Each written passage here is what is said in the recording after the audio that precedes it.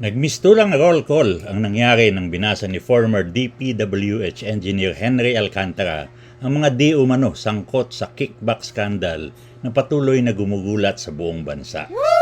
Sa roll call of shame ni Engineer Alcantara sa Senado nitong September 23, 2025, nadawit ang mga pangalan nila DPWH Undersecretary Roberto Bernardo, former Senator Bong Revilla, Senator Jinggoy Estrada, Senator Joel Villanueva, ako Bicol Party List Representative Zaldico, former Caloocan District 2 Representative Mitch Kahayon Uy. Lahat sila ay tumanggi sa mga paratang.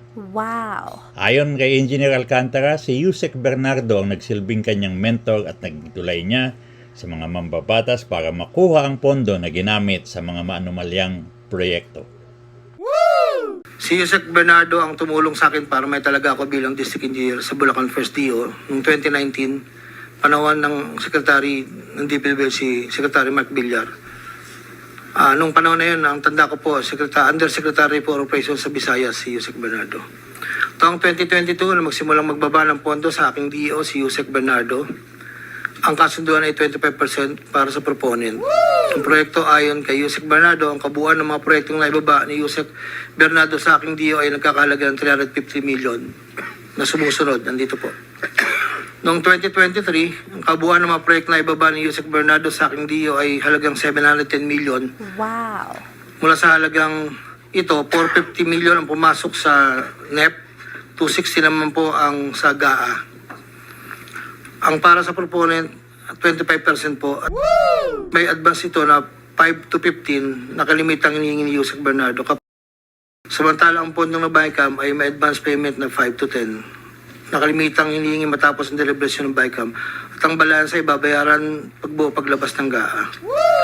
Noong taong 2024, may kabuang pondo na 3.3 billion, 150 sa NEP, 300 million sa GAA, 2.85 sa UA. Wow! Nung naipababa ni Yusek Bernardo sa aking DO, muling nagpatuloy ang 25% na bayad sa proponent ng mga proyekting to na binibigay kay Yusek Bernardo. Wow! Tulad ng 2023, ang usapan ay mayroon ding advance payment, depende na lamang kung ito NEP o GAA. Wow! Kaya limitang inutusan ko ang aking driver na dalhin ang proponent kay Yusek Bernardo, minsan po sa parking ng Diamond Hotel. Wow! Nadawit si Senator Bong Revilla nung pinahayag ni Engineer Alcantara na ang kickback sa GAA funds noong 2024 na nagkakahalaga ng 300 million ay para di umano sa senador mula Cavite na tumakbo at natalo nitong Mayo 2025. Ang sagot ni Revilla ngayong araw, September 24, ay deny. Wala akong kinalaman dyan. Ayon kay Yusek Bernardo, ang GAA insertions ng 2024 na magkakalaga ng 300 para po 300 million na para kay, sabi niya po sa akin, para kay Senator Bong Revilla na noon ay kumandidato bilang senador para sa 2025. Sinabihan ako ni Yusek Bernardo, Henry, kay Sed Bong yan, baka gusto mo tumulong sa kanya.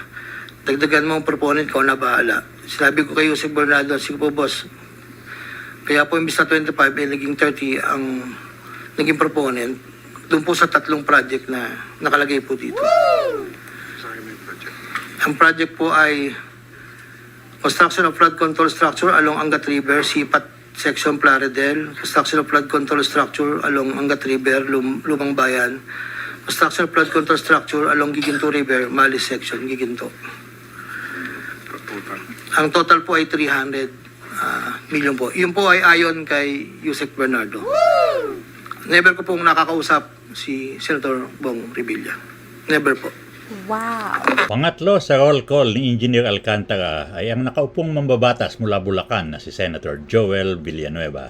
Ayon kay Engineer Alcantara, nakapag-deliver siya ng 150 million sa rest house ni Senator Villanueva, katumbas ng 25% kickback mula sa 600 million flood control projects na sa pagkakalam ng senador ay proyektong multipurpose buildings. Wow! Tugon ni Senator Villanueva, mema lang. Mr. President, ano po ito? Masabi lang ang pangalan natin ay idadawit sa flood control issue kahit ang mismong testigo na nagsabi na wala akong alam? Mema lang? May masabi? Saad ni Villanueva sa sesyon ng Senado September 23. Wow. Taong 2022, yun nga po, nabanggit ko kanina, humiling si Senator Joel Villanueva ng proyektong multipurpose building, kakalaga ng 1.5B. Sa halagang 1.5B ay 600 million lamang ang napagbigyan na pondo para sa multipurpose building. Hindi ito napagbigyan, kaya napilitan kaming gumawa ng paraan ni Yusek Bernardo. Hindi humingi ng partikular na proyekto o porsyento si Senator Joel, pero inutos ni Yusek Bernardo na bigyan na lamang ng proyekto na may katumbas na 150 million na proponent. Dahil dito, nabigyan si Senator Joel ng proyektong Unprogrammed Operations ng 2023 nagkakalaga ng 600 million na pawang mga flood control ng mga proyekto at kung saan susumahin na 25% na proponent ay may halaga na 150 million. Hindi alam ni Senator Joel na flood control ang mga proyektong nailan sa kanya dahil ang aking pagkakalam ay ayaw po ni Senator Joel ang project na flood control. Ang halagang 150 million din ako sa rest house sa Barangay Igulat, Bukay, Bulacan na iniiwan ko po sa tao niya na ang nagangalan lang pong Peng. Sinabi ko kay Peng na pakibigay na lang kay boss, tulong lamang yan para sa future na plano niya. Hindi po nila alam na doon galing yon sa flood control. Matapos po na hindi na po kami nagkausap. Si Senador Jinggoy Estrada ay dinawit din ni Engineer Henry Alcantara sa kanyang roll call of shame. Sinabi niya na sinabihan siya ni Yusek Bernardo noong 2024 budget hearing na si SJE o si Senator Jinggoy Estrada ay may available na pondong umaabot ng 355 million. Agad-agad daw gumawa si Engineer Alcantara ng listahan ng proyekto na may suma total na 355 million. Karamihan dito ay floodgates na may pumping stations. Ang obligasyon daw kay SJE ay 25% ng 355 million o 88.75 million na kickback na di umano ay binigay ni Engineer Alcantara kay Yusek Bernardo. Hindi daw nakaharap ni Engineer Alcantara si Senador Jinggoy.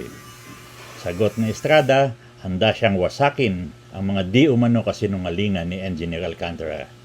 I will not allow discredited narratives to be weaponized for political grandstanding. I will not allow my honor, hard-earned and vindicated by the courts, to be sullied by a careless remark. Saad ni Estrada sa sesyon ng Senado, September 23. Sa kay Senator Jinggoy naman po, sa pagkakatanda ko, nasa 2024 budget hearing kami sa Senado. Kasama ko si Yusek Bernardo sa pagitan ng alas 9 hanggang alas 10 ng gabi. Habang kami naghihintay, tinanong ako ni Yusek Bernardo kung meron pa akong gustong lagyan at meron pang available na 355 si SJE. Ayon po kay Yusek Bernardo. Sabi ko po, boss, meron naman. Sagot ni Yusek Bernardo sa akin ay ipasok ko agad sa kanyang listahan ng oras na yun. Agad-agad po akong nagpagawa ng listahan sa staff ko at sa loob ng 10 to 15 minutes, pinasa ko na po ang listahan kay Yusek Bernardo. Ito po ang listahan ng mga proyekto na banggit. Ito po ay puro pumping station po with floodgates. Ito po ay phase 3. Dahil may nauna na pong phase 1, phase 2. Wow. Ito po ay 7 project. Meron pong 360 million, isang 45, isang 50, dalawang 40 million na may kabuang 355. Ang proponent po nito ay 25% at binigay ko yung Yusek Bernardo kasama ang may iba pang proponent ng mga pondong binaba niya sa akin para sa taong 2025. Wala po akong direktang transaksyon o direktang pakipag-ugnayan kay Senator Jinggoy. Sumunod sa roll call ni Engineer Alcantara ay ang napakasikat na dating chairman ng House Committee on Appropriations na si Ako Bicol Party List Representative Elizalde Saldico.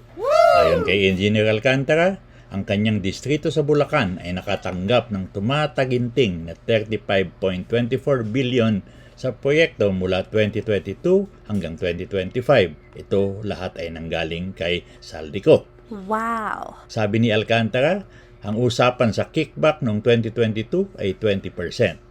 Pero noong 2023, itinaas ito sa 25%.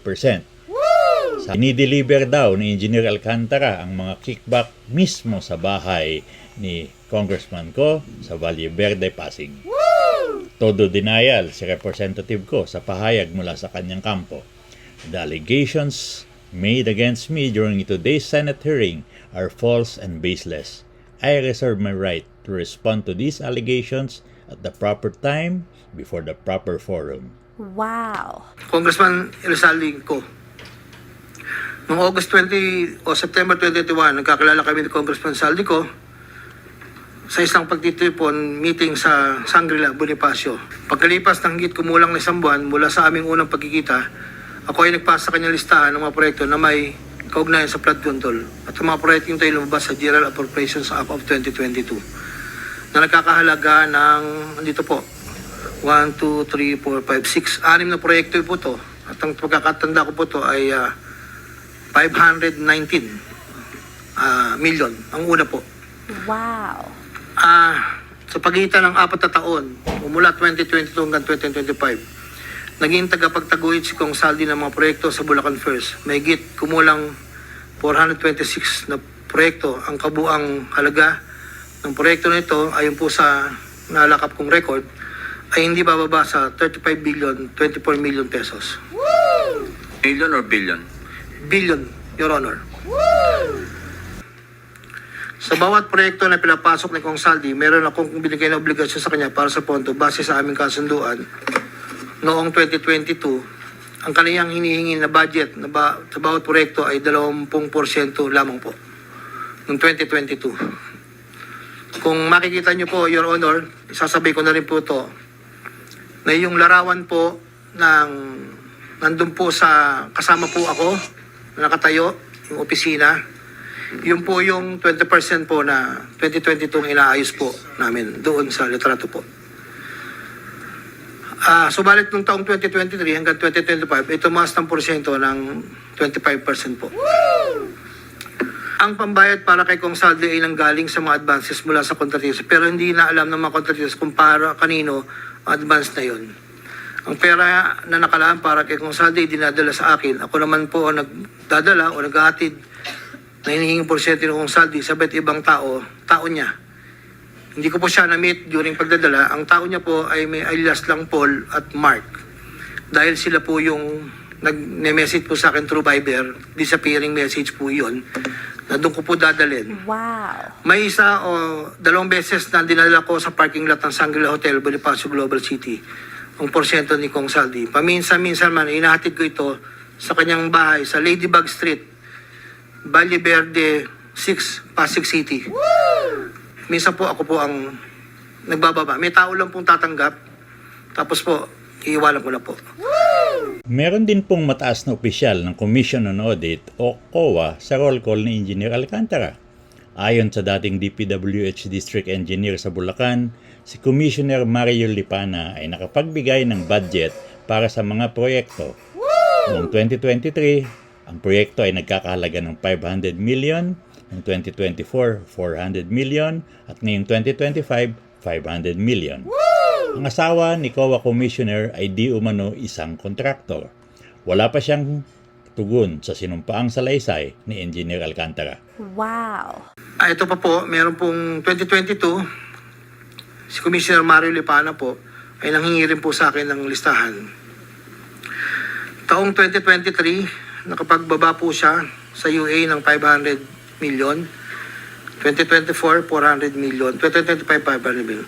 Wala akong personal knowledge kung paano nila nakuha ang pondo at kung sino kausap lang. Ang listahan ng mga proyektong naipasok ni Com Lipana ay nakalakip sa sinumpang salaysay sa annex po. Andito po lahat yung detalye. Ang huling pangalan sa roll call ni Engineer Henry Alcantara sa Senado nitong September 23 ay si former Undersecretary Mitch Kahayon Uy, isang dating kongresista mula sa Caloocan. Ayon kay Engineer Alcantara, nakapagbigay si Miss Uy ng projects sa Bulacan District Office ng halagang 411 million noong 2022. Noon pang September 18, itinanggi na ni Miss Uy anomalya pagkatapos mabanggit sa Senate Blue Ribbon Committee hearing na siya ay nakatanggap ng 16.5 million mula sa flood control projects.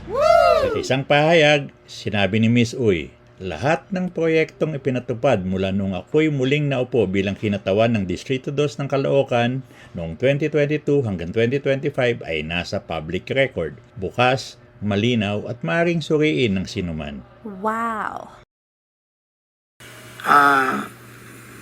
Former Congressman Mitch Kaayon Uy, Noong taong 2021, nakilala ko si isang pagtitipon, hindi ko na po matandaan. Alam ko po birthday. Na noon ay Yusek pa po ang pagkakatanda ko. Dito ay nakapag-usap kami at tinanong niya kung pwede siya magpababa ng pondo sa aking DO. At sinagot ko naman na opo, pwede po. Unong taong 2022, nakapagbaba ng halagang 411 million sa GAA si Yusek Mitch na may usapan kami na may gastos na 10% lang po. Hindi niya po pinakailaman yon. Sabi niya, bahala ka na kung sino man ang mananalo at contractor niyan. Ginagawa ko ang sinumpang salaysay na ito upang pakita ang aking kusang loob na pakipagtulungan sinasagawang bisyo sa Senado, sa House of Representatives at iba pang ahensya ng pamahalaan kaugnay ng mga anomalyang proyekto ng DPWH at upang matuluyang palagutin lahat ng mga taong sangkot. Ilan po, Your Honor. Pwede bang pirmahan mo yung sinumpang salaysay para maibahagi sa mga miyembro ng committee ito nang sa gayon, mamaya kung meron silang gustong tanungin, at least pirmado mo yung sinumpang salaysay. Your Honor, dahil in good faith po ako, kahit wala po akong inaasahan pa kung ano ang mangyayari sa akin, I will sign this. Nagpapatunay na ako po ay willing po makipag-cooperate. I will sign this one po. Salamat po.